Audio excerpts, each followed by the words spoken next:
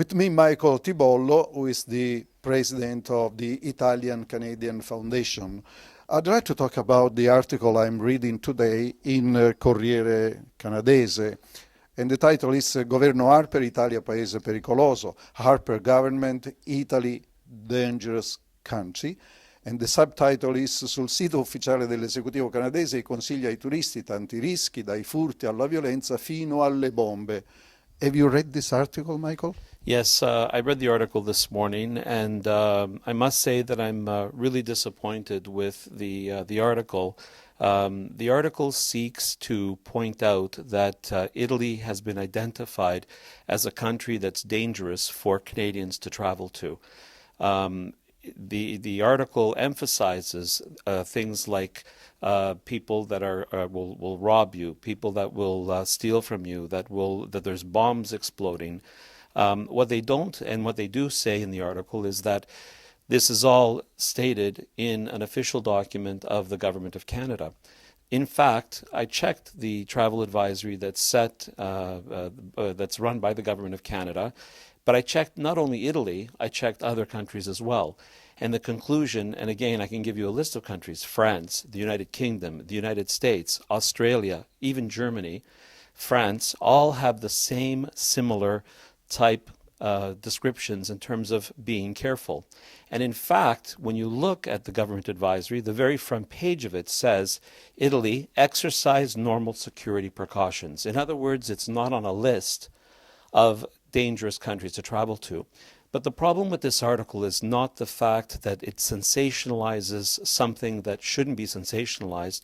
It's what's being put at risk that's of concern to me as the president of the National Congress of Italian Canadians.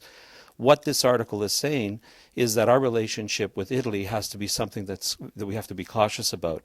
And the writer of the article goes so far as saying that we are seen as people that can't be trusted, that we're people that are dishonest. Well, I don't know where, reading a document from the Government of Canada, there's any language that seems to suggest anything like that. And in fact, if you want to insinuate that that's what this is saying, then you have to say that about the French, the German, the English, the Americans, and everybody else, Australians, that are mentioned as places that are of concern in terms of travel. A travel advisory is a simple document that says, listen, if you're going abroad, don't expect the same level of security, the same level of peace that we have in this country. If anything, it's an advisory. It's simply to say, listen, be on the lookout, be careful, because it's not Canada, and what you've become accustomed to in this country is not necessarily what you're going to find abroad.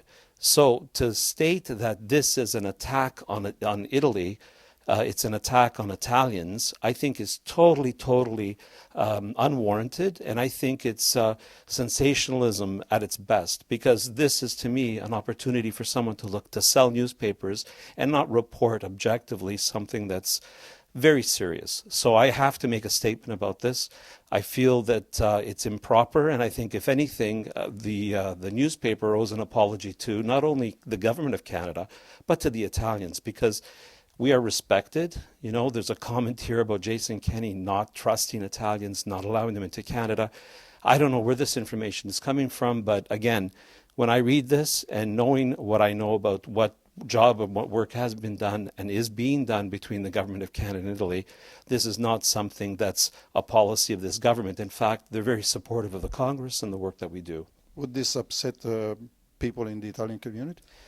I think we should all be upset by something like this, because what's happening is if you make statements like this that are not true, there are people that read them and they believe them.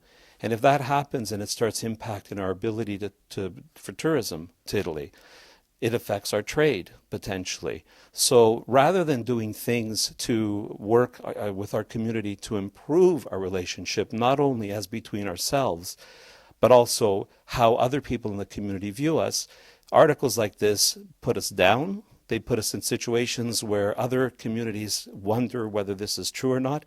It actually feeds into that old mafia, that old image of Italians being something less than other citizens. I know a lot of Italians. They're law-abiding citizens. They pay their taxes. They contribute. We have people in government that are of Italian origin, 13, 14 mayors in the province of Ontario.